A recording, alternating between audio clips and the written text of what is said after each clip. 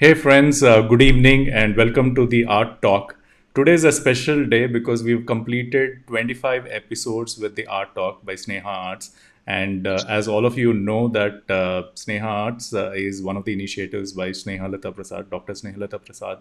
He's an artist, she's an art collector, she's a sculptor. And, Sneha Arts does a lot of events every year related to art. And this is one of the initiatives. So thanks a lot, Himraj ji, for joining us today on the 25th episode.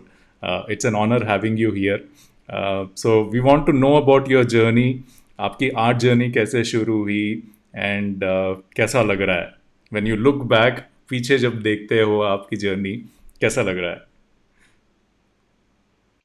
हाँ, देखो सबसे पहले तो मैं Sneha art को thanks कहना चाहूँगा कि उन्होंने मेरे को इस इंटरव्यू के लिए चुना।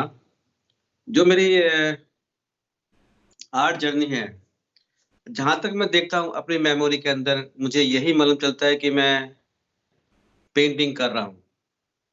लेकिन जहाँ 8 जब मैं 8th स्टैंडर्ड में था, 8th क्लास में था, तो मेरे एक टीचर्स ने मुझसे कहा था कि आप बीएफए करना।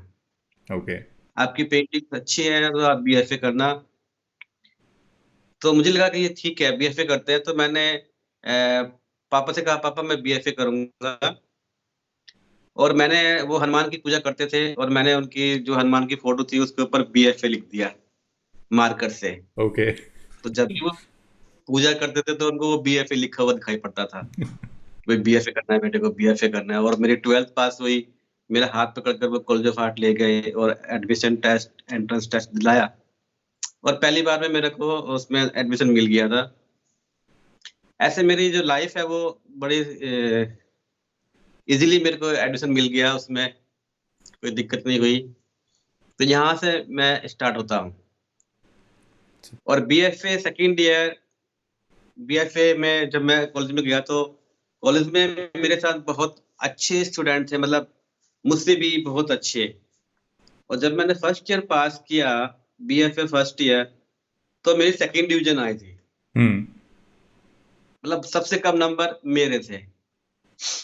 तो मुझे बुलाकर जो हमारे प्रोफ़ेसर थे मिस्टर विजय मोहन और मिस्टर राजेश मेहरा, उन्होंने कहा कि भई आपके नंबर तो बहुत कम है, कैसे करोगे? मैंने कहा सर मैंने बहुत कोशिश की, अब और कोशिश करते हैं। उन्होंने कहा ठीक है, कोशिश करो। फिर बीएफए फाइनल ईयर में मेरे को बेस्ट स्टूडेंट का प्राइज़ मिला। मतलब एकदम से एक एक मैंने बहुत मेहनत करके कंप्लीट चेंज हाँ, हाँ, एकदम बेस्ट स्टूडेंट पे मैं आ चुका था बीएफए फाइनल ईयर तक।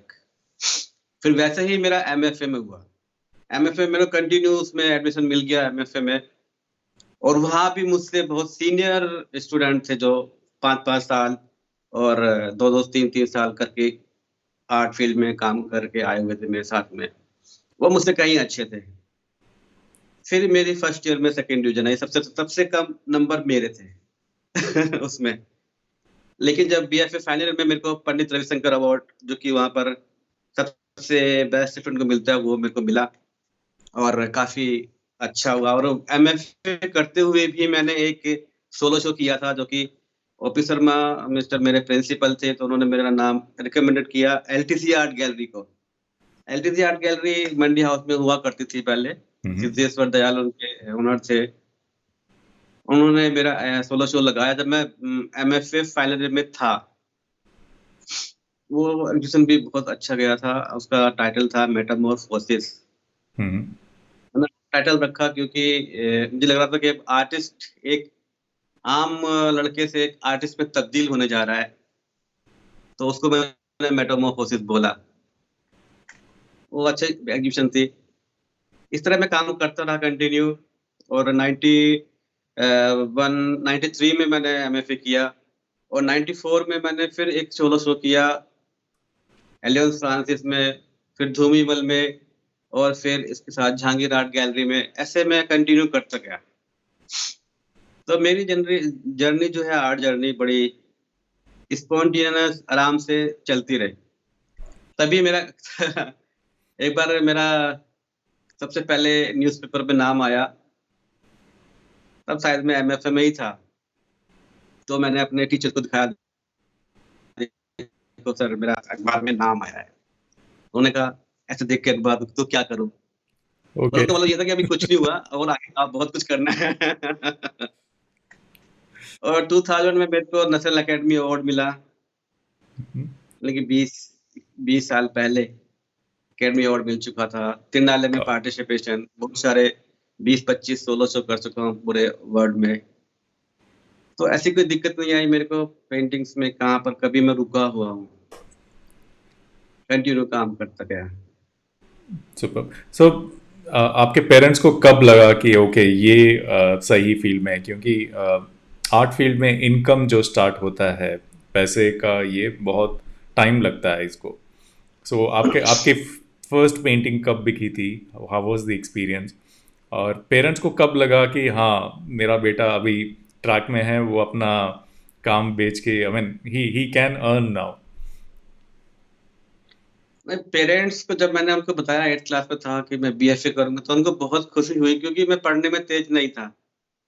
पढ़ने में बहुत कमज़ोर था, 9th में मैं फ़ेल हो चुका था। तो पढ़ने में ज़्यादा तेज़ नहीं था, तो मैंने जब अ, तब मैं एमएफए फर्स्ट ईयर में था और युवा महोत्सव एक कला मेला ऑर्गेनाइज़ करता था पहले, साहित्य कला परिषद, युवा महोत्सव के नाम से। उसमें मैंने 3 पेंटिंग्स बड़ी-बड़ी 6 बाय 8 की 3 पेंटिंग्स लगाई थी, वो तीनों पेंटिंग्स मेरी सेल हो गई थी। तब मुझे 36,000 मिले थे। वाह। 36,000 उस समय बहुत अच्छी रकम थी। मतलब आज के अ, लगभग 30 लाख के आस-पास। हम्म। उस समय मुझे मिले थे।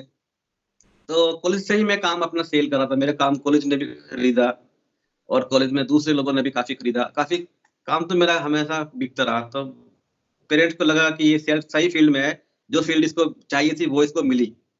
ओके। कभी आपको कॉम्प्लीमेंट्स मिले हैं कि आप देवानंद की तरह दिखते हैं? क्योंकि ऐसा तो अभी जो कुछ नहीं है। आपका स्टाइल है बैठने का, and brush in your hand, and the way you're dressed up, you and your hair style and okay. your looks, you look like Dev Anand. So कभी कॉम्प्लीमेंट्स मिले हैं ऐसे? देखो आपने पहली बार बोला है। ओके। लेकिन ठीक है, अच्छा है। Cool. So after college life कैसी थी जर्नी? बिकॉज बहुत सारे जो आर्ट स्टूडेंट्स होते हैं तो वो बहुत पैनिक में रहते हैं, या तो ये प्रैक्टिस, मतलब कॉलेज में ही पता चल जाता है कि मेरा वर्क क्या है उसमें। आप जैसे लोग मतलब थोड़े हेड है, थोड़े पॉपुलर है, तो उनको मीडिया कवरेज मिल जाता है, उनकी वर्क कॉलेज की मैनेजमेंट सभी अप्रिशिएट करने लगती। बाकी स्टूडेंट्स को थोड़ा वो शुरू हो जाता है कि टेंशन में बाहर जाके क्या करूं। तो वो कॉलेज के बाद का लाइफ कैसा था? I mean how was that?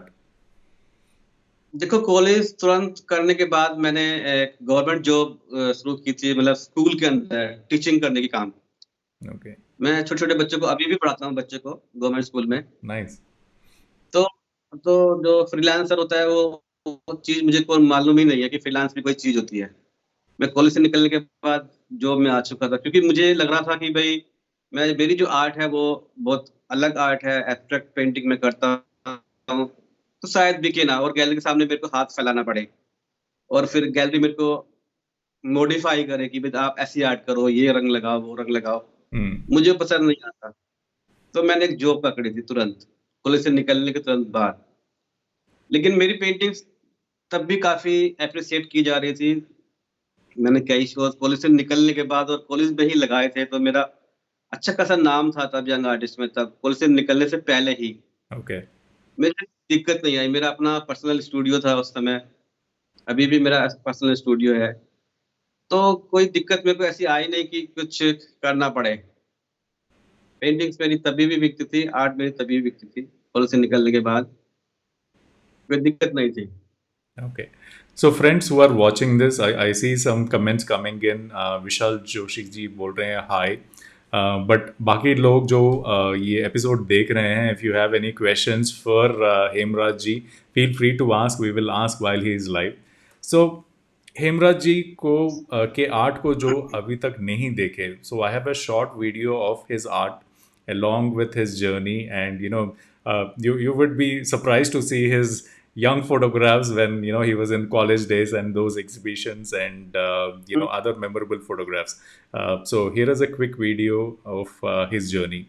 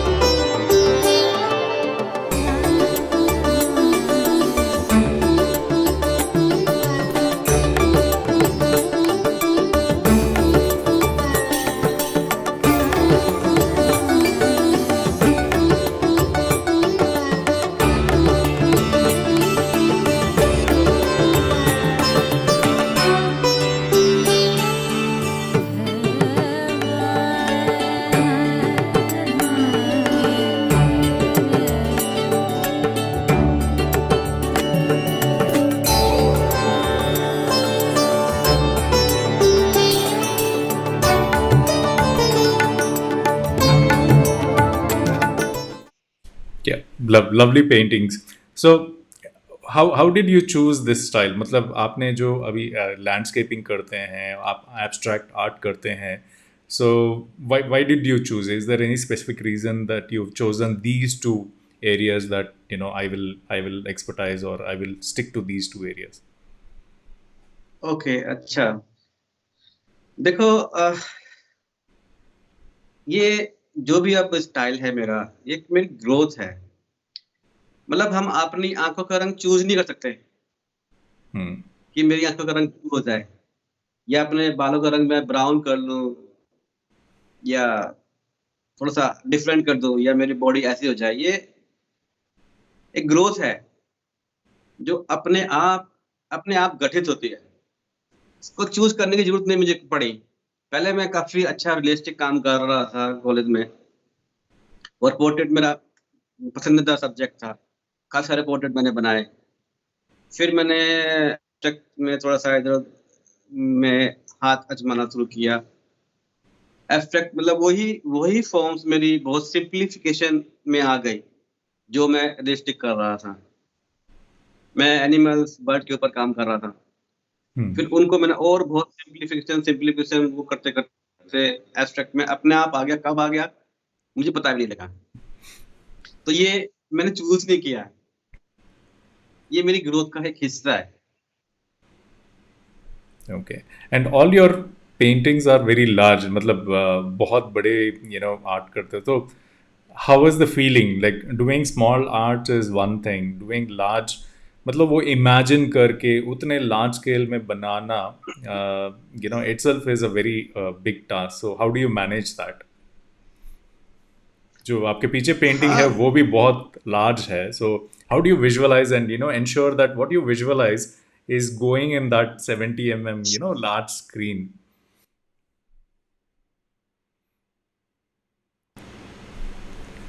Okay, yeah, we क्या got है कि disconnected for a while. Yeah, please. यह है कि मैं शुरू से ही, मुझे बड़े काम करना पसंद है। मैं चाहता हूँ कि मैं आसमान को पेंट कर दूँ, तो फिर तो बड़ा ही काम चलेंगे। मैं कभी भी काम से पहले विजुअलाइज़ नहीं करता। मैं उसका लेआउट या मैकेट या एक उसका लेआउट नहीं बनाता पेंटिंग्स का, कि मैं इसको इनलार्ज कर दूँगा। मुझे लगता है कि जब मैंने लेआउट बना लिया उसका, तो फिर इनलार्ज करके फ़ायदा क्या? तो कॉपी हो गई। कॉपी नहीं, मैं बिल्कुल स्पॉन्टेनियस चलता हूँ पेंटिंग के ऊपर। एक के स्पॉट से मैं शुरू करता हूँ, और फिर आगे वही स्पॉट मेरे को बताता है कि अब आगे क्या करना है। और मेरा दिल इच्छा होता है कि मैं बड़े-बड़े ही काम करूँ, क्योंकि मैं आसमान पेंट करना चाहता हूँ। तो उसके लिए तो बड़ा स्पेस चाहिए ही चाहिए। But when it comes to large paintings, investment भी वैसा ही रहता है, you have to, the material is expensive, जो उतना large scale canvas है उसके लिए बहुत space चाहिए होता है, how do you manage all that? मतलब वो थॉट प्रोसेस नहीं होता यार, ये तो कॉस्टली हो जाएगा, छोटा बनाएंगे फिर बाद में देखेंगे, अगर कोई पूछेगा तो बड़ा बना देंगे, ऐसा थॉट आता है? या you are completely like okay, if I am doing let me do it large scale? नहीं, मेरे साथ क्या है कि आर्ट में एक चीज है, मतलब अगर आपके दिमाग में अगर कलर ज्यादा लग रहा है या कम लग रहा है तो फिर आप आर्ट नहीं हो सकती इससे। अगर आपने थोड़ा सा भी कलर कम करने की कोशिश, मतलब आपके अंदर जैसा चल रहा है हम्म। तो उसको मॉडिफाई करने की कोशिश की तो फिर आप रुक जाओगे, आपका जो स्टूडेंट्स काम है वो थम जाएगा, उसकी स्पीड कम हो जाएगी। आपको ज्यादा कलर लगाने का मन है, आप ज्यादा कलर लग रहा है आपसे, मैं अपनी ट्यूब भी खोल के रखता हूँ, मतलब एकदम खोलता नहीं हूँ ट्यूब को, मैं सारी ट्यूब खोल के ही रखता हूँ ताकि काम रुक ना जाए। इतना स्पॉन्टेनियस काम होता है, अगर मैंने ट्यूब खोलने की कोशिश की तो काम निकल जाएगा, वो उड़ जाएगा काम एकदम। सोचना, यहाँ पर भी सोचा ये वन। बड़ा कैनवास, तो फिर काम नहीं होगा, फिर काम निकल जाएगा। I agree with you. So we have some more comments and compliments rolling in. So Patil Rajendra ji is saying hi, and he's saying congratulations Hemraj. And Sikandar Jangra बोल रहे हैं नमस्कार सर. जितेन हजारिका जी congratulations dear Hemraj बोल रहे हैं. So there are some compliments rolling in. But yeah, feel free to even ask questions which you couldn't ask about Hemraji now that he is live. Any secrets you are not aware of Hemraji, please feel free to ask. So, any time in your life, did you have any distractions where you had to move away from art for a while or couldn't do art? Any distractions in your life? नहीं, ऐसा कभी नहीं हुआ, मैं continue काम करता रहा हूँ, रोज काम करता हूँ और कंटिन्यू करता हूँ, मतलब ऐसा नहीं कि एक दिन छोड़ दिया, 5 दिन छोड़ दिया, ऐसा नहीं करता, रोज मैं पेंटिंग बनाता हूँ, रोज के रोज, तो कभी काम मेरा रुका नहीं। और बहुत बहुत मतलब मैं अपने स्टूडियो को बोलता हूँ आर्ट फैक्ट्री जहाँ पर फैक्ट्री की तरह काम होता है, आर्ट फैक्ट्री, मतलब कलर भी इतने लगते हैं, कैनवस भी इतने लगते हैं, बिल्कुल फैक्ट्री की तरह ही नजर आता है स्टूडियो। Okay. तो So, काम कभी रुका नहीं। yeah. How about your work life balance? मतलब आप अपने work और life family life को balance कर पाते हैं, और you're completely glued into art? So what's your style of as an artist? What's your style of managing family and work? देखो, सुबह मैं उठता हूँ 7, 6, 6:30 बजे, फिर स्कूल, स्कूल से 2 बजे मैं घर आ जाता हूँ, घर पे चाय वगैरह पीने के बाद सीधा स्टूडियो में, स्टूडियो में पेंटिंग करने के बाद 11 बजे, 11:30 बजे वापस घर। ऐसे में ट्रायंगल बनता है। Hmm. फैमिली भी चलती है, संडे को कोई काम नहीं करता, संडे फैमिली डे होता है, संडे को कोई काम नहीं करता, इसलिए फैमिली भी चलती है और आर्ट भी चलती है और स्कूल भी चलता है एक साथ। मेरी आर्ट सुबह 7 बजे से स्टार्ट हो जाती है 11 बजे तक। Your most memorable exhibitions that where you've showcased ये galleries में और कहीं पे जहाँ पे बहुत memorable थी. It is not the amount of art sold, but आपको वो बहुत fruitful लगा, ऐसा कुछ moment? हाँ, देखो, जब मेरी पहला एग्जीबिशन हुआ था एलटीसी आर्ट गैलरी में, वो गैलरी का साइज इतना बड़ा नहीं था और मेरे काम काफी बड़े बड़े थे। उसमें एक आर्ट क्रिटिक हुआ करते थे, कृष्ण चैतन्य, उन्होंने मेरे बारे में बहुत अच्छा लिखा था उसने, अखबार के अंदर, न्यूज़पेपर में। तो मुझे लगा हाँ, जो मैं करना चाहता था वो अब हो रहा है। और वो मतलब पहले आर्ट क्रिटिक अपने आप गैलरीज में जाते थे, लिखते थे, जो आजकल कम हो गया है। पहले वो खुद ही आर्टिस्ट जाके मिलते थे, उनकी एग्जीबिशन में जाके अपने आप लिखते थे बिना बुलाए। वो अच्छा था माहौल तब। और काफी अच्छी एग्जीबिशन मेरी हो रही थी, सबसे पहली एग्जीबिशन। Okay. और अब इतनी हो गई है, अब बस करते रहते हैं। रूटीन हो गया अब। So, a few more compliments coming in. Renu Bala Kashyap Rajput ji बोल रहे हैं, she is commenting, hello Hemraj sir, congratulations. Sona Sharma ji has a question. Do you sometimes get stuck on some paintings? So ऐसा होता है जब आप कुछ करना चाहते हैं but you're stuck. हाँ, ये तो काफी बार होता है। क्या होता है कि हम पेंटिंग कर रहे हैं और कुछ डिस्टरबेंस बीच में आ गई, मतलब आपका ध्यान लगा हुआ है और एकदम कोई फोन आ गया या फिर कोई किसी ने नॉक कर दिया दरवाजे पर, या कोई असिस्टेंट आके बोला ये सर, तो फिर एकदम लिंक टूट जाता है पेंटिंग से। और फिर वो पेंटिंग दोबारा से स्टार्ट होती है, पेंटिंग ऑन पेंटिंग। पहले पेंटिंग चल रही थी, उसी पेंटिंग के ऊपर फिर दोबारा से पेंटिंग शुरू हो जाती है, जिसमें कि फिर उसको संभालना, उसको फिर करना बहुत, मतलब, लेकिन जो पेंटिंग निकलती है बाद में वो और ज्यादा अच्छी होती है। डबल एफर्ट जो लगाया हुआ है उसमें. Okay. काफी बार अटक जाता है painting. So, what's your mantra to get out of it? Like going back, जहाँ पे स्टक हुए थे उसको वापस जाने के लिए क्या करते हैं? I mean, what is a suggestion you have for other artists who are getting stuck? कुछ नहीं, वो पेंटिंग जो पहले थी वो तो खत्म हो जाती है, वो खत्म, वो खत्म, क्योंकि वो अब अपने अंदर है ही नहीं। उससे उससे लिंक हमारा टूट गया, जैसे कि कॉल चल रही है और फिर कॉल हट गई, तो फिर दोबारा कॉल मिलानी पड़ेगी आपको, मतलब दूसरी कॉल मिलानी पड़ेगी। ऐसे ही दूसरी पेंटिंग के ऊपर पेंटिंग करना पड़ेगा। Okay. So restart. Basically restart the entire stuff.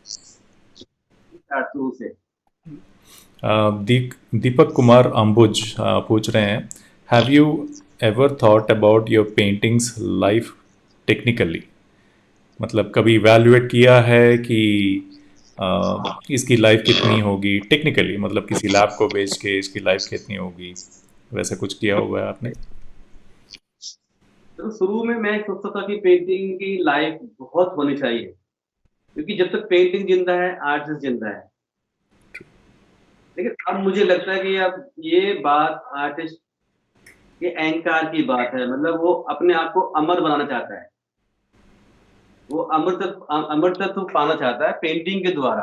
वो पेंटिंग के द्वारा अपने को अमर करने की कोशिश है कि मेटेरियल इतना अच्छा हो, पेंटिंग चलती जाए, वो रहे दुनिया में।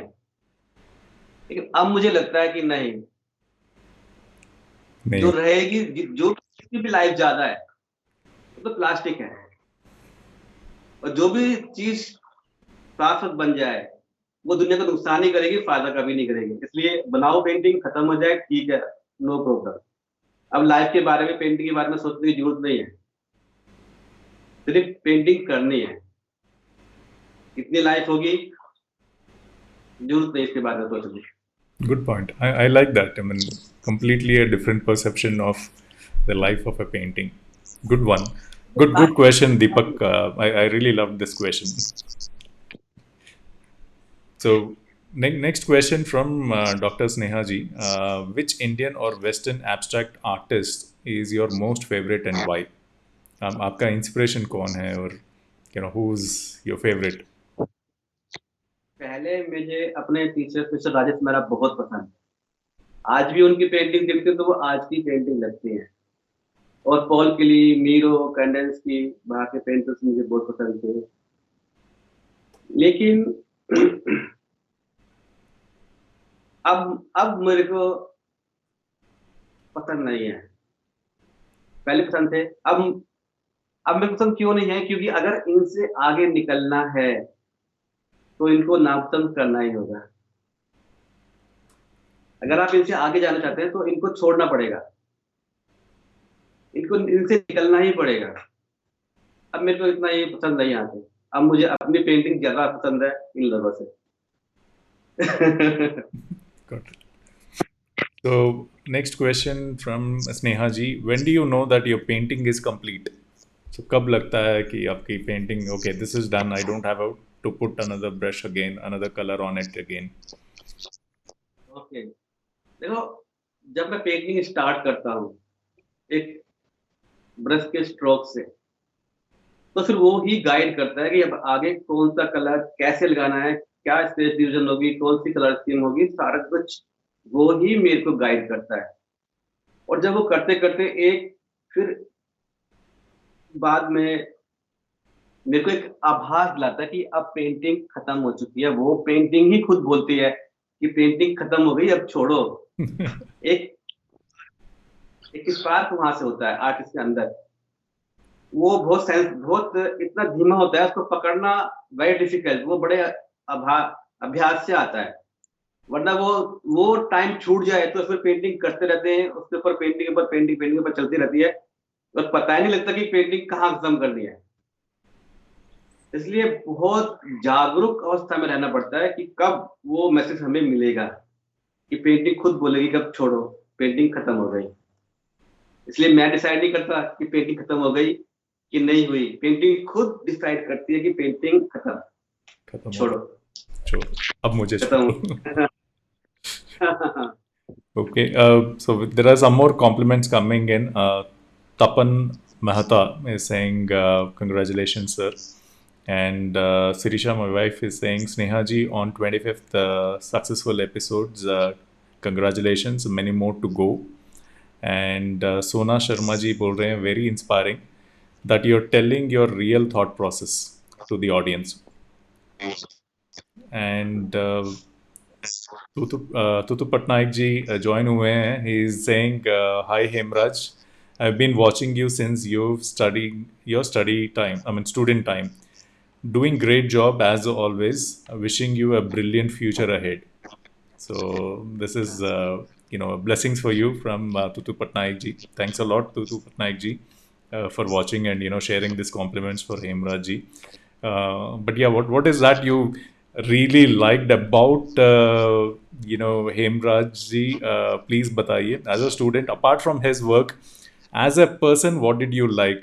Tutu Patnaik ji, this is a question for you. As a person, what did you like in Hemraj ji?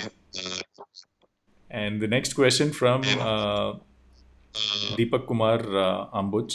Hemraj, can you say something about art study in colleges in India then and now? So, what is the difference you see when you were studying and now in the colleges? Okay, देखो colleges में जाना artist के लिए एक तरीके से ज़रूरी भी होता है, क्योंकि एक डिसिप्लिन के साथ काम होता है कि आपको ये काम रोज़ करना है, ये काम क्रमबद्ध तरीके से हम करते हैं। लेकिन अब वो पूरा सिलेबस पुराना हो चुका है। हम पुराने धड़े को ही खींच रहे हैं। अब कुछ नया होना चाहिए। नए टीचर, नई सोच के साथ कॉलेज में होने चाहिए, जो कि अब कम हैं। नए टीचर चाहिए, नए एजुकेशन के साथ में, नए आइडियाज़ के साथ में, नए सिलेबस के साथ में। अब एक तो कॉलेजेस के अंदर एकेडमिशियन नहीं हैं, टीचर्स नहीं हैं, प्रोफेसर नहीं हैं, और वो सब पुराने टेक्निक्स के द्वारा ही पढ़ा रहे हैं, जो कि नई होनी चाहिए थी। और उनको और टीचर्स उसमें रखने चाहिए जो कि अच्छे जिनको अच्छा काम आता था। और मैं सोचता हूँ कि कॉलेज को परमानेंट ना रख के टीचर, वो उसमें इनवाइट कर सकते हैं बड़े-बड़े आर्टिस्ट को, सीनियर आर्टिस्ट को 1 महीने के लिए, 2 महीने के लिए, 3 महीने के लिए कंटिन्यू, कि आप हमारे यहाँ आकर बच्चों को सिखाएँ, स्टूडेंट्स को सिखाएँ। वो इनवाइट कर सकते हैं। एक फैकल्टी के साथ में वो भी रहे तो बहुत अच्छी बात है। पहले हमारे टाइम में होता था, जो अब नहीं है। Yeah. जितना When it comes to मतलब मैं अभी after speaking to so many artists and 25 episodes, मैं जब भी कहीं जाता हूँ, I look at the art. Okay, is it real or is it a digital print? And there are a lot of digital prints there, and a lot of people are moving towards digital art. So do you feel it has the same value of artist who is working for an hours together, or somebody who's just working on a pad or something a system and creating digital art versus the normal abstract act where somebody is doing it with colors and a brush. उससे कोई फर्क नहीं पड़ता, वो सिर्फ tools है। Okay. जो computer है, जो डिजिटल है, वो एक टूल्स है। जैसे हमारे पास ब्रश है, वहां पर माउस है, उससे फर्क नहीं पड़ता कि आप किससे अपना आर्ट कर रहे हैं, आप डिजिटली कर रहे हैं या ब्रश से कर रहे हैं। मेन तो रिजल्ट क्या है, आफ्टर रिजल्ट मेन है। अगर वो अच्छा है तो कैसे भी करें, उससे फर्क जरा भी नहीं पड़ता। आप डिजिटल करें, ब्रश से करें, या स्टोन को काट के करें, या फाइबर से करें, मेटल में करें, इंस्टॉलेशन करें, कैसे भी करें, सब टूल्स हैं। मेन तो रिजल्ट है। Thank you. So we have more congratulations. Mohammad Iqbal, sculptor, he is also saying congratulations, sir. And yeah, Wajda Khan, she has a question in Hindi. Hemraj, आप अपनी आर्ट को खुद अपने जीवन में कहाँ पाते हैं? जहाँ जब आपने पेंटिंग करना शुरू किया था तब से लेकर आज तक की आपकी कला यात्रा में, खुद को अपने जीवन में कहाँ पाते हैं? टोटल जर्नी में आर्ट को कब पाते हैं? सॉरी, मेरी हिंदी थोड़ी टाइम लगता है ऐसे पढ़ने के लिए, but good question Vajda Khan जी। तो ये पूछ रहे हैं कि आपके जीवन में जो आपकी आर्ट है वो कैसे संबंध रखती है। देखो, आर्ट जो है वो उस आर्टिस्ट का एक आईना जैसा है, मतलब वो उसका रिफ्लेक्शन है। वो जो भी है वो उसकी पेंटिंग में दिखता है। जो भी वो अंदर से और बाहर से जैसा भी है वो उसकी आर्ट में दिखता है। तो उसको अलग से नहीं रख सकते कि संबंध है कि नहीं। अगर संबंध है तो वो आर्ट है, अगर संबंध नहीं है तो वो आर्ट है भी नहीं। अगर आर्टिस्ट रिफ्लेक्ट नहीं होता उसकी आर्ट में, आर्ट अलग दिखती है और वो अलग दिखता है, दोनों मैच नहीं करते, तो मतलब वो कहीं ना कहीं नाटक हो रहा है। जैसे जोकर करता है सर्कस के अंदर, वो कुछ और होता है और एक्ट वो कुछ और कर रहा होता है। हंस रहा होता है, हो सकता है वो अंदर से दुखी हो। तो अगर रिफ्लेक्ट नहीं हो रहा आर्टिस्ट तो फिर वो आर्ट नहीं है, फिर तो एक्टिंग हो गई, एक्ट हो गया, फिर वो किसी काम का नहीं।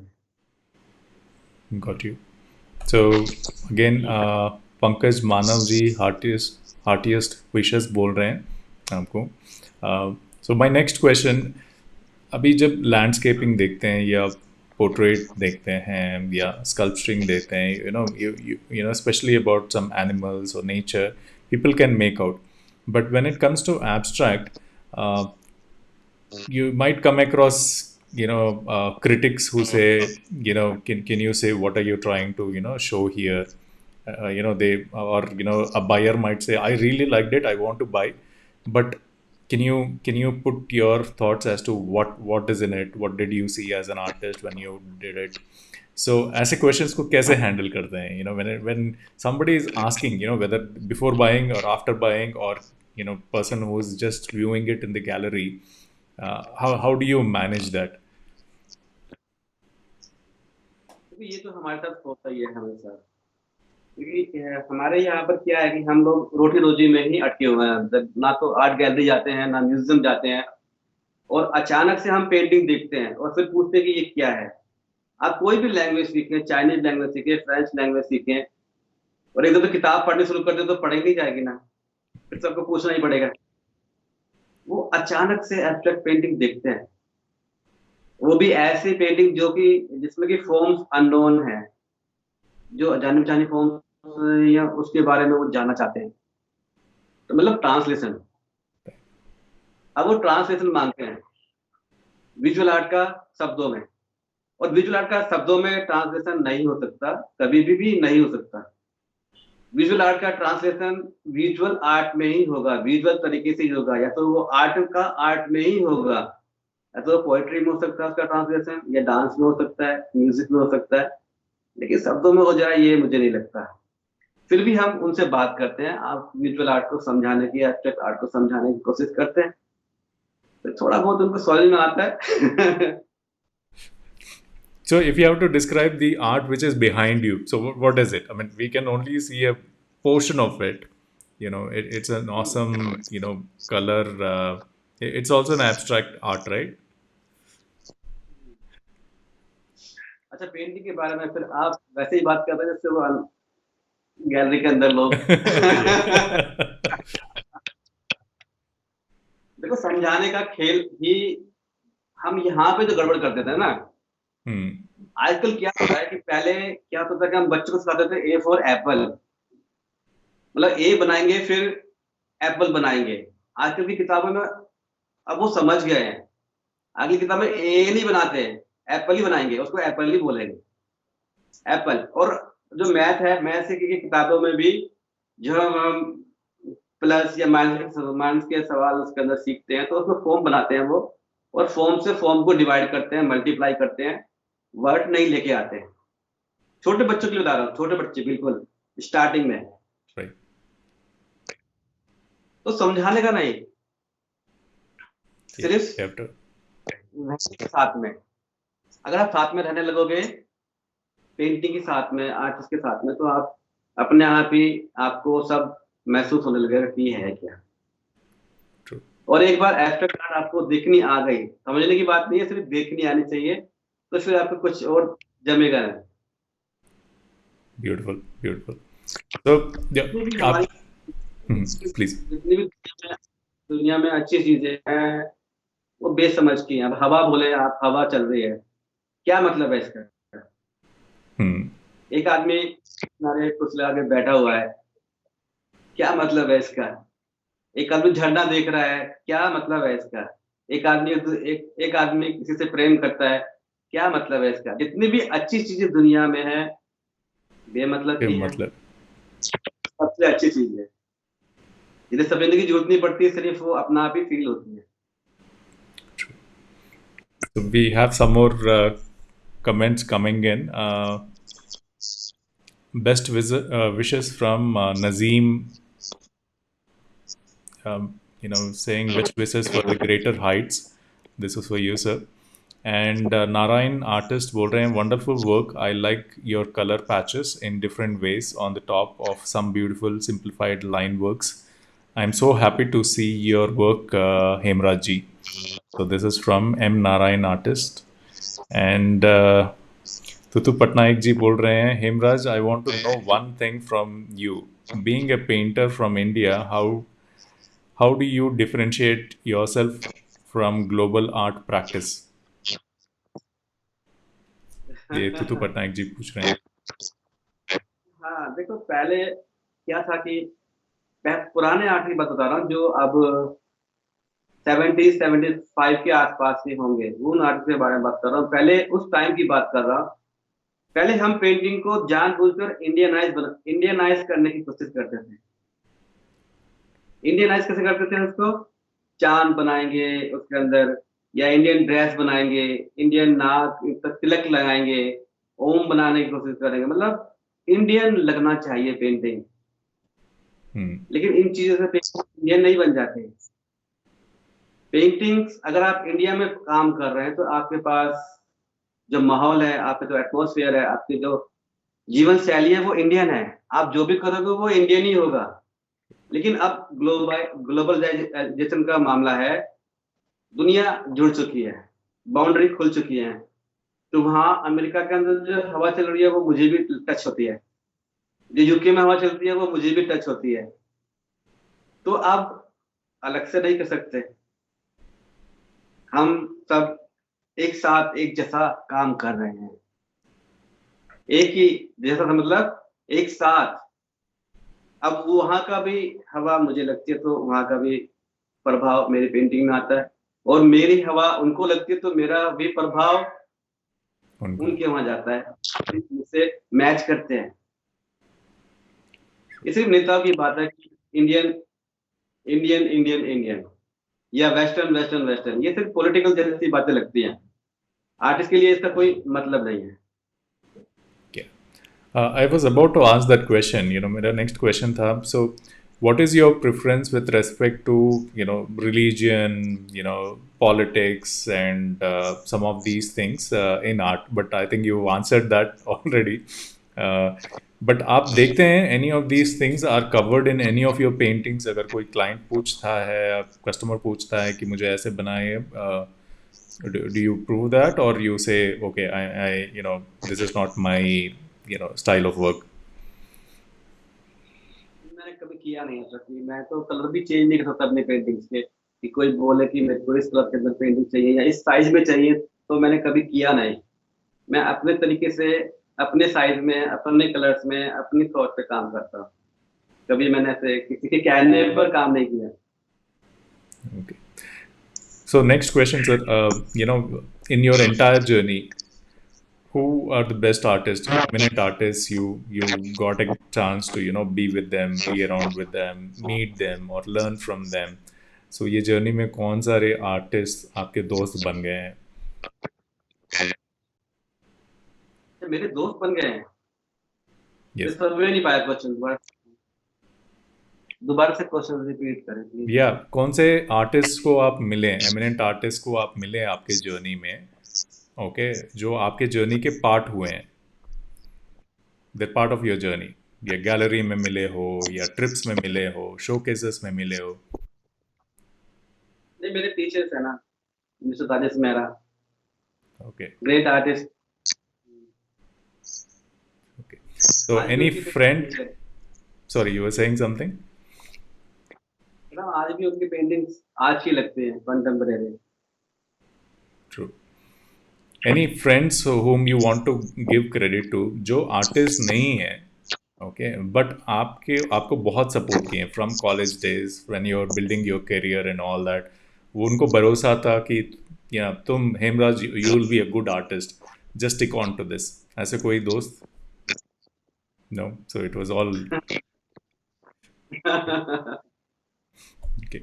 So we have some more questions. Snehalata ji पूछ रहे हैं, is there any chance of your personality and after lockdown, changes in your personality after lockdown? कुछ changes हुए हैं क्या? पर्सनैलिटी में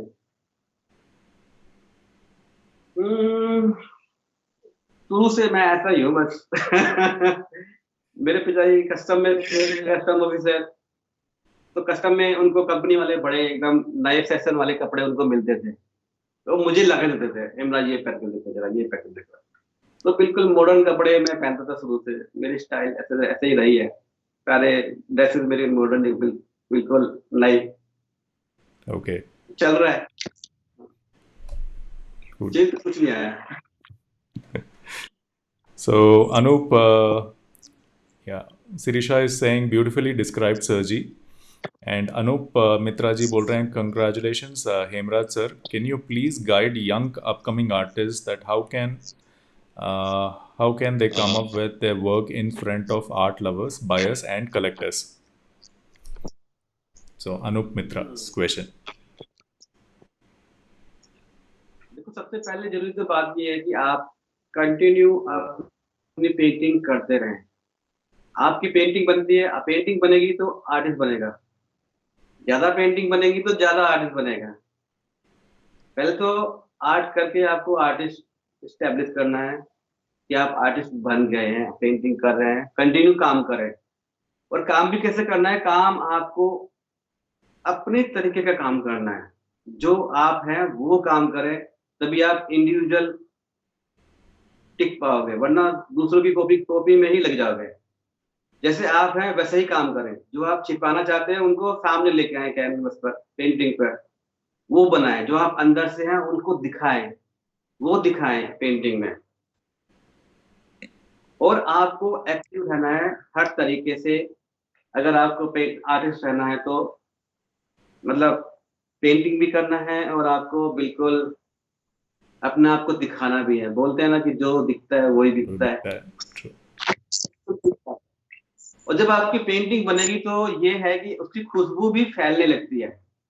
जैसे आपके घर में कहीं दाल बनती है तो दाल की खुशबू फैलने लगती है ना, वो आपको खींच के ले आती है। ऐसे ही आपकी पेंटिंग, अगर पेंटिंग बनती है तो अपने आप बायर्स को भी पकड़ के लेके आए। मेरा ये मानना है कि आपकी इधर पेंटिंग बनती है और उधर उसका खरीदने वाला भी बनता है। Got it. This is almost like a love story कि आपके चाहने वाले भी कहीं पैदा हो चुके हैं so similar way I think जब पेंटिंग बनती है तो उसके बायर भी कहीं पे हैं, they're also made. Super, very very good question, Anup Mitra, and very well answered, Hemraj ji. Nazim is asking, absolutely, we need to be living in the boundaryless world. This is in response to your questions about global scale, artwork. Ajay समय जी hello बोल रहे हैं, hello Hemraj ji. Niku Guleria, I like your style of connecting with layman in making him understand what art especially means. But can you explain how existential existential practice of art can be saved from technological invasions? Sorry. So technological इन्वेशन से जो existing जो experimental practices है उसको कैसे save कर सकते हैं art में? That's our question. This is from Niku Guleria.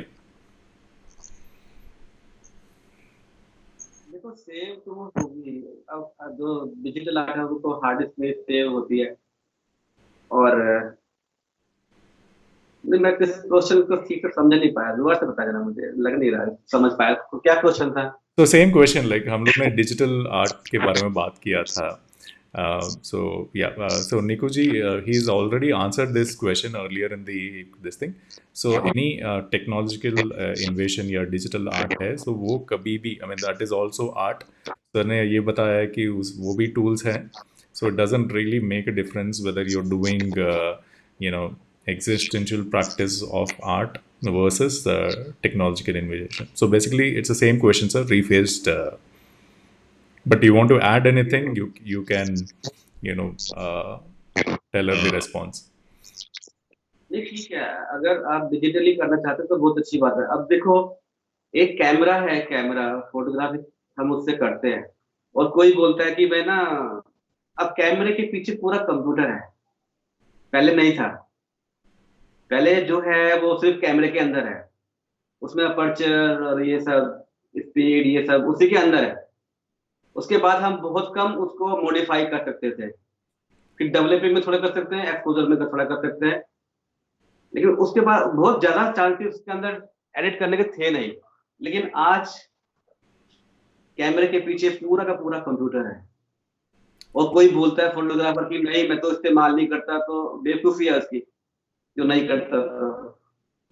अगर है आपके पास, है आपके पास टूल्स हैं, मेरे पास कोई ऐसा ब्रश है जो अपना आप चलता हो, या कोई ऐसी टेक्नोलॉजी हो जाए जो मेरे यहाँ पर ब्रश उंगली के ऊपर ही मेरे बाल आ जाए और मैं उससे हाथ से काम करूँ ऐसे करके, तो बुराई क्या है इसमें? तो अच्छी बात है। टेक्नोलॉजी का इस्तेमाल जरूरी है, So करना चाहिए। yeah, Niku, I hope you've received the answer or response for that. Deepak Kumar पूछ रहे हैं, what do you mean by abstract? Means there is always something when you say nothing. Nothing is always something. When you paint abstract, there is always a real paint, real patches, which is realistic. So how can you say that this is abstract, this is realistic? Please tell. So how do you differentiate between realistic and abstract art? So this is Deepak Kumar Ambuj. देखो ये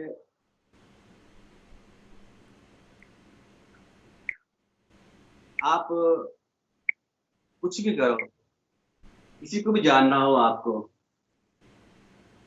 किसी भी चीज को जानना हो, अगर आप एक फ्लावर्स को जानना चाहते हैं, फूल को जानना चाहते हैं, तो आपको उसको तोड़ना पड़ेगा, उसकी पत्तियां अलग करनी पड़ेगी, उसको निचोड़ना पड़ेगा और उस दौरान वो खत्म हो जाएगा, फूल नहीं रहेगा। ऐसे ही आर्ट को जानने के लिए उसको फिर खोलना पड़ता है। ये एब्स्ट्रैक्ट आर्ट है, ये फिगरेटिव आर्ट है, ये सेमी एब्स्ट्रैक्ट है, ये वाटर कलर है, ये लैंडस्केप है। ये सिर्फ आर्ट को जानने के लिए उसको डिवाइड करना है, उसके पार्ट करना है। पार्ट करने से अलग अलग हो जाता है सब, जबकि सारी चीजें एक ही हैं। आर्ट हर तरफ बराबर ही बहती, चाहे वो फिगरेटिव हो चाहे वो एब्स्ट्रैक्ट हो। सिर्फ जानने के लिए कैटेगराइज करना इनको पड़ा। ये एब्स्ट्रैक्ट है, ये एक लगाने के लिए, जैसे हम फाइल लगाते हैं, फाइल का नाम रखा है। फर्क कुछ भी नहीं है, दोनों तरफ बराबर जो आर्ट के एलिमेंट है उधर भी यही काम करते हैं, और फिगरेटिव में भी वही काम करते हैं, और एब्स्ट्रैक्ट में भी वही काम करते हैं। फर्क जरा सा भी नहीं है, सिर्फ जानने के लिए इनको अलग अलग किया गया है। Got it. Thank you for that response. Good question, Deepak. The next question is, sir, about your dream project. So what's next? What's cooking, and what are you working on? So what do you want to accomplish? अभी मेरा जो dream project है वो है public art करने का। टूटू तो काफी करता है, मेरा पब्लिक आर्ट करने का है, ताकि मैं बड़े बड़े, मेरे पास बहुत सारे मैकेट हैं, उनको मैं इलाज कर सकता हूँ। लेकिन अभी ऐसे रिसोर्सेज मेरे को नहीं मिल पा रहे हैं कि मैं उनको इलाज कर पाऊँ। मतलब बड़े प्रोजेक्ट है, दिमाग में है, उसके मैकेट तैयार हैं, ड्राइंग्स हैं, सब कुछ तैयार है, उसका रिसोर्स मेरे को चाहिए जो उसके ऊपर इन्वेस्ट कर सके पब्लिक आर्ट के लिए। Good one. So all the best with your dream projects. So this is the last question. Saying Deepak, Nazim जी बोल रहे हैं, that's interesting point, Hemraj ji, and Anup Mitra जी बोल रहे हैं, thank you, very nicely said. And Pankaj Manav जी पूछ रहे हैं, how can a layman connect to an abstract work? How do you identify it's art or not? So जो layman होता है, जिसको आर्ट के बारे में कुछ पता नहीं, how can he connect with an abstract art, and how does he identify whether it is art or not? देखो, लेमैन बड़ा उल्टा सा मामला है। सोच के देखे तो लेमैन इतने सवाल नहीं उठाता। ये सारे सवाल उठाने वाले सभी जानने वाले लोग हैं लेमैन इतने सवाल उठाता नहीं, वो सहज होता है, उसकी अंडरस्टैंडिंग बिल्कुल सहज होती है। तो थोड़ा बहुत जान जाए उसके लिए दिमाग में सवाल ज्यादा आते हैं, क्यूरियोसिटी रखती है उसको। थोड़ा जानना थोड़ा क्यूरियोसिटी को बढ़ा देता है, उसके दिमाग में सवाल होते हैं। लेमैन तो एंजॉय कर सकता है आर्ट को। True. जो थोड़ा जान गया फिर थोड़ा दिक्कत होती है, फिर उसको लेमैन की तरफ लाना पड़ता है। वो लेमैन की तरफ लाओ उसको, तो फिर वो अपनी आर्ट समझने लगे, अपने आप को देखने लगे। हाँ जी, पेंटिंग्स इतनी सिंपल है, एब्स्ट्रैक्ट आर्ट इतनी सिंपल है, उसको बिल्कुल सहज होना पड़ेगा। सोचना नहीं है, सिर्फ देखना है। जिसने भी सोचने की कोशिश की, जैसे कोई मेरी पेंटिंग में तो कोई फॉर्म ढूंढा, हाथी बना हुआ है, हाथी बोलते ही वो शब्द में आ गया, और शब्द के आते ही मेरी जो विजुअल जो लैंग्वेज है वो बंद हो जाती है एकदम। फिर विजुअल नहीं रहता, वो वर्ड आ गया। वर्ड आने पर फिर विजुअल लैंग्वेज खत्म, फिर आप शब्द ही पकड़ के रह जाओगे। सिर्फ शब्द आपके हाथ में होगा, पेंटिंग आपके हाथ में नहीं होगी। सिर्फ देखना है, शब्दों को बीच में नहीं लाना। शब्द हट गए तो मेरी पेंटिंग सामने आती है। Good way of explaining that. So Nazim ji बोल रहे हैं, well said about abstract painting, and it's an interpretation of the creative artist. And Arun Kumar ji बोल रहे हैं, बहुत खूब sir. Dr. Vimi Manoj is saying nice. Wajda Khan is complimenting that nice conversation. ये conversation उनको पसंद आया. J.A. नायक जी बोल रहे हैं, art importance in education please brief sir. So art importance के बारे में हमारे करंट एजुकेशन सिस्टम में क्या इम्पोर्टेंस है, ये अहमियत के बारे में पूछ रहे हैं. ओके। देखो आर्ट एजुकेशन में नहीं, आर्ट तो हर चीज़ में होनी चाहिए। आप खाना भी बनाते हैं तो उसके अंदर भी आर्ट होनी चाहिए। आप ठीक से सोना चाहते हैं तो उसके अंदर भी एक आर्ट होनी चाहिए। आप कपड़े पहनने का ढंग, उसमें भी एक आर्ट होनी चाहिए। आर्ट तो हर चीज़ में ही है। दुनिया को आप मोती मान लो कि ये एजुकेशन एक मोती है, हमारे खाना बनाना एक मोती है, हमारा सोना एक मोती है, हमारा कपड़ा एक मोती है। उसके अंदर जो धागा है माला का वो आर्ट है। आर्ट उसमें बराबर चलेगी।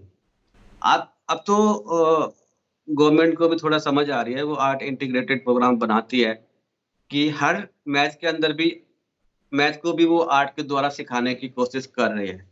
वो साइंस को भी आर्ट के द्वारा सिखाने की कोशिश कर रही है।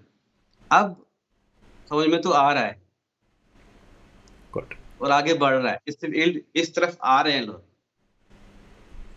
मैथ तो जो आर्ट है वो समझ रहे हैं, लेकिन जो बिल्कुल प्योर आर्ट है उसकी तरफ अभी नहीं आ रहे हैं। अभी सिर्फ़ उसका इस्तेमाल ही हो रहा है, लेकिन आर्ट को प्रमोट करने के लिए क्या करना चाहिए, ये अभी कम लोग आ रहे हैं, कि आर्ट को भी प्रमोट अलग से किया जाए। आर्ट का इस्तेमाल ही हो रहा है अभी, है ना? आर्ट खुद को भी तो प्रमोशन चाहिए, उसको भी तो बड़ा होना चाहिए। True. Good one. Very nice response. Nayak, I hope you got the answer. Very good question. Nazim ji बोल रहे हैं absolutely answered. Ankita is saying nice sir. Arun is saying बिल्कुल sir. देवानंद की तरह लग रहे हो. So I was right. Thanks. क्या बात! Thanks Arun for you know adding joining me because I thought I'm the only one who's seeing him as Devanand. Nazim ji बोल रहे हैं simple in everything you should find an art. Love of art takes you there. So well said Nazim ji. Mohammad Salim Jaipur बोल रहे हैं very nice conversation. नमस्कार Hemraj ji. And Tapas Mukherjee ji बोल रहे हैं कि thank you for such a wise discussion about abstract art. And Sneha ji बोल रहे हैं do you remember any comments from your visitors that touched your heart. देखो एक बार क्या हुआ, मैं मेरे मुंबई में शो चल रहा था 5-6 साल पहले। तो लेमैन क्या मतलब वो जो लोग आते हैं देखने के लिए, वो तो म्यूज़ियम है साइड में तो लोग आते रहते हैं। उनको पेंटिंग समझ में नहीं आ रही थी, पेंटिंग देख नहीं पा रहे थे। मैंने समझाने की कोशिश की, बताने की कोशिश की। फिर मैंने लास्ट में बोला पेंटिंग ये नहीं है, पेंटिंग इसके पीछे है। तो उसने लिटरली वो पेंटिंग पीछे करके देखने की कोशिश की।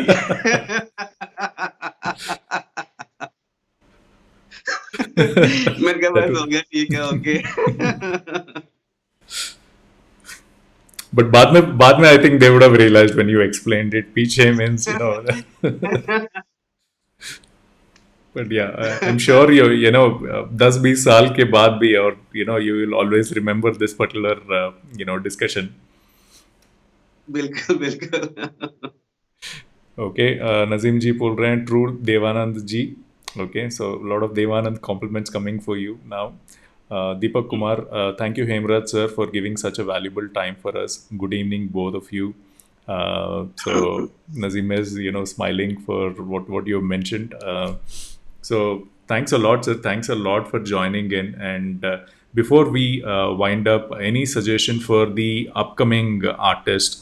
बहुत लोग ये पैंडेमिक में they have taken or bought brushes and started doing stuff. So and this is the last question. So any suggestions you have for upcoming artists, students in the art field जो BFA में join हुए हैं with a hope that they'll become artists tomorrow. So what is that you have for them? देखो सबसे बड़ी बात है, देखो पेंटिंग के अंदर आईएनजी लगा हुआ है। आईएनजी मतलब कंटिन्यू। आपको अपनी आर्ट कंटिन्यू रखनी है, आर्टिस्ट को जिंदा रखना है बस।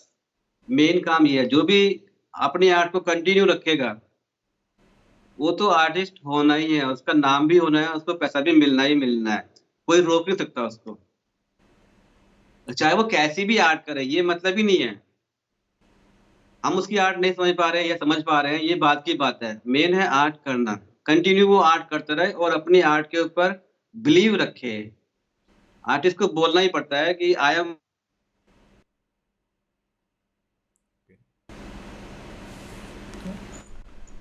Yeah, we lost you for a bit. Yeah, you're back. Artist को तो बोलना ही पड़ता है कि I am wonderful, I am wonderful. इससे कम कॉन्फिडेंस से बात नहीं बनती। वो जैसा भी कर रहा है उसको मानना चाहिए कि ये मैं बिल्कुल ठीक कर रहा हूँ। जब वो खुद मानता है तो लोग भी मानते हैं कि हाँ ये ठीक कर रहा है। True. Very important. Self ये confidence पहली चीज है. कॉन्फिडेंस जरूरी चीज है। और अपने आप को जिंदा रखे, मतलब आर्ट को करते रहे कंटिन्यू, अपनी जड़ों को पकड़े रहे, उनको हमेशा पेंटिंग करते रहे। Superb. Thank you, sir. Thanks a lot for joining us. And again, all the audience, all the viewers, thanks for those awesome questions. If I couldn't cover, I see some of the questions still rolling in. We couldn't cover because of the time constraint. My personal apologies. But yep, thanks a lot for those wonderful comments, compliments, and questions. And this episode is very special to us because this is the 25th episode of the Art Talk by Sneha Arts. And I would also love to thank Sneha ji for giving an opportunity to meet and talk with eminent artists like Hemraj ji on this particular platform. So thank you, friends. Have a great rest of Sunday ahead. It's already 9 o'clock, but do enjoy. And thank you, Hemraj ji, for joining us and sharing your valuable knowledge and insights. Namaskar. Thank you. नमस्कार।